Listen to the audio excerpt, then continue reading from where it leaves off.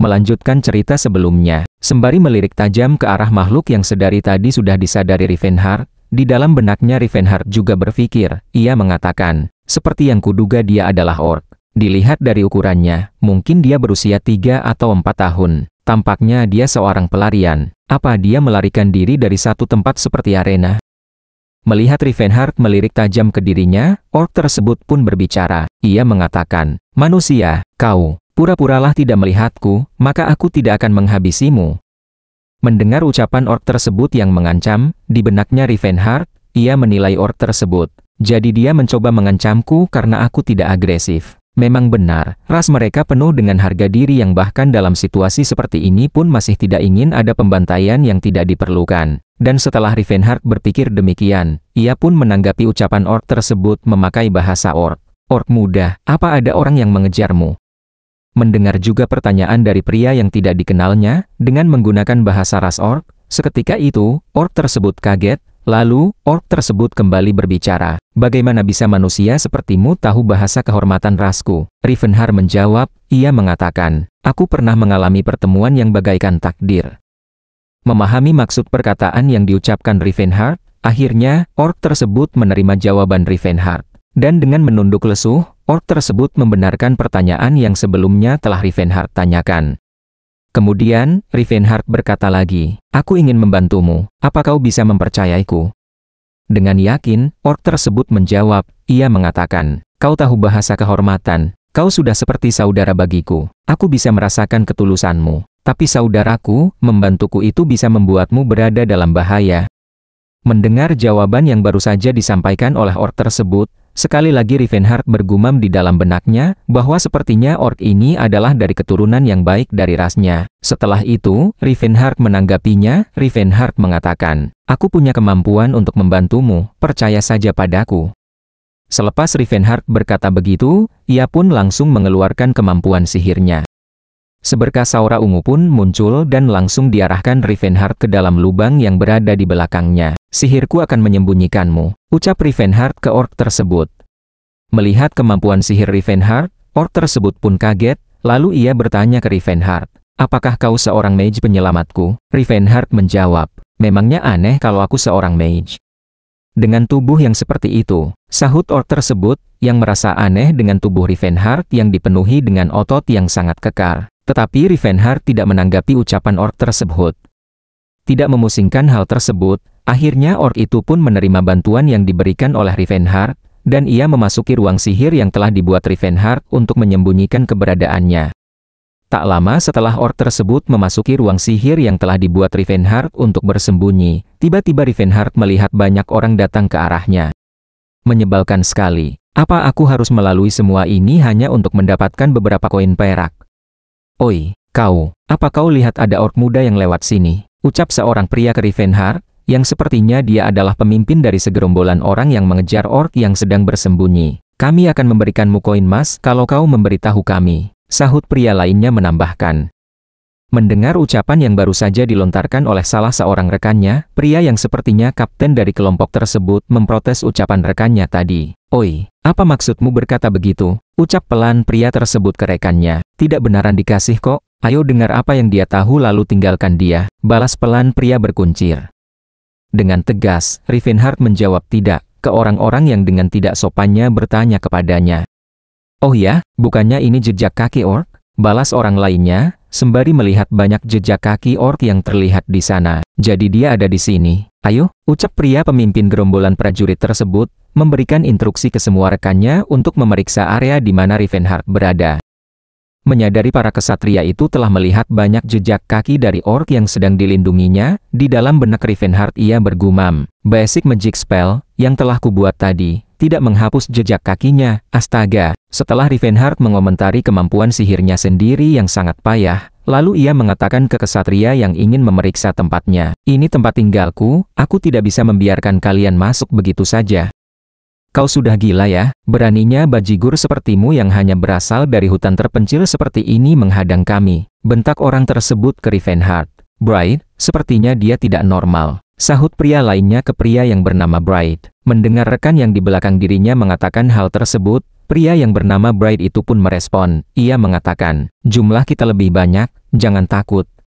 Oi, nak, berhenti main-main dan menyingkirlah, oke? Bajigur kecil ini memiliki tubuh yang lumayan juga ya, tidak apa, lagi pula kau hanya seorang bocah. Mendengar ucapan yang telah dilontarkan para pria kesatria tersebut, itu membuat Rivenhart mengerutkan dahi, karena kesal.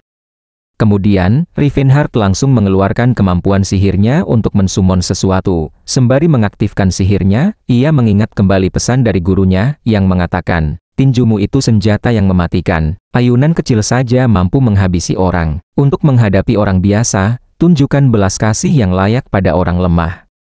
Kepada orang yang kuat dengan tinju biasa, memegang senjata kepada orang lemah adalah bentuk belas kasih. Tak lama setelah Rivenhart mengingat ucapan yang pernah gurunya sampaikan, muncullah dari dalam sihir tersebut sebuah senjata gada yang sudah digenggamnya. Dengan aura yang mengerikan terpancar dari tubuh kekarnya, sembari memegang gada yang baru saja disumonnya, Rivenhart berkata, jangan khawatir, kalau aku memukulmu dengan ini, kau takkan berakhir. Dikatakan, klan Jim Unbreakable berfokus pada seni bela diri tanpa senjata. Tapi bukan berarti tidak ada latihan senjata sama sekali. Melihat Rivenhart telah memegang gada pemukul di tangannya, para kesatria preman itu langsung menyerbu Rivenhart. Sembari menyerbu, mereka berkata, apa bajigur ini sedang memegang tongkat pemukul? Kau mau melawan kami ya? Bertingkah seolah-olah kau punya kemampuan ya? Melihat orang-orang tersebut menyerbu, sembari menyeringai dengan merapatkan giginya, di saat yang sama Rivenhart menarik nafas.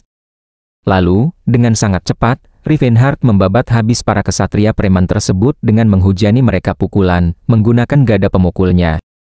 Sial, ayo serang dia bersama-sama, teriak kesatria yang memakai armor besi, memberikan instruksi kepada rekannya yang berdiri di belakang.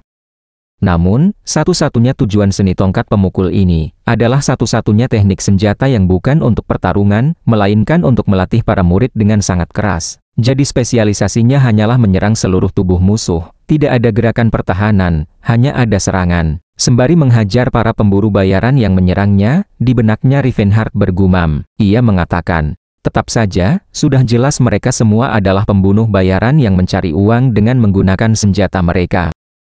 Tiba-tiba, dari belakang Rivenhart ada seseorang yang menebasnya. Menyadari akan hal tersebut, Rivenhart hanya bereaksi biasa saja.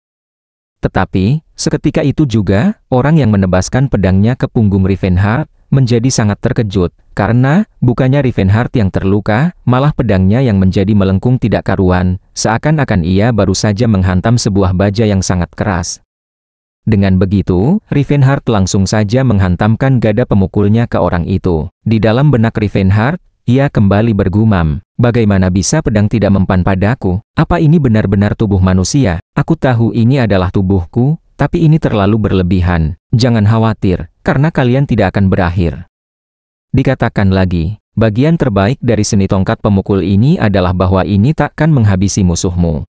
Meskipun otot dan tulangmu hancur, takkan ada yang mati.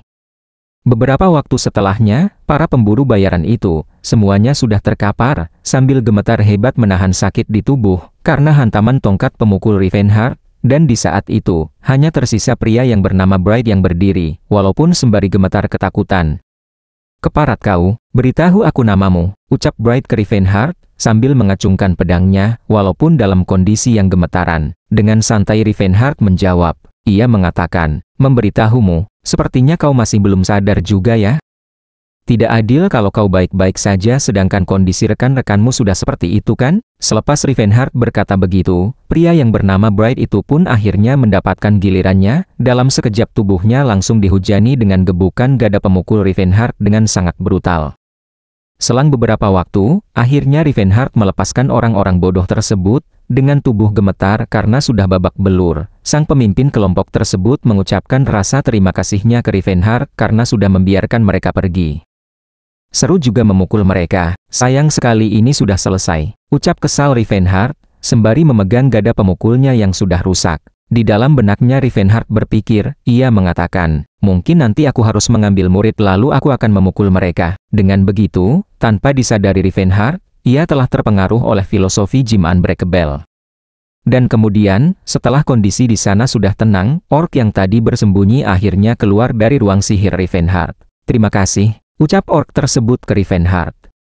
Sembari menunduk dan mengepal tangan di dada, dengan sangat hormat, orc tersebut melanjutkan perkataannya, penyelamat.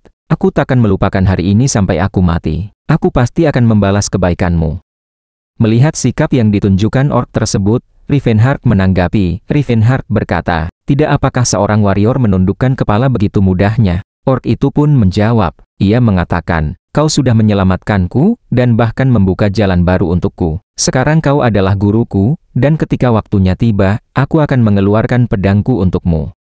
Dalam budaya ras orc, guru dianggap sebagai pemandu hidup, seorang yang wajib dihormati. Untuk manusia, mirip seperti bagaimana kesatria melayani tuannya. Lalu, orc tersebut menanyakan nama orang yang sudah membantunya.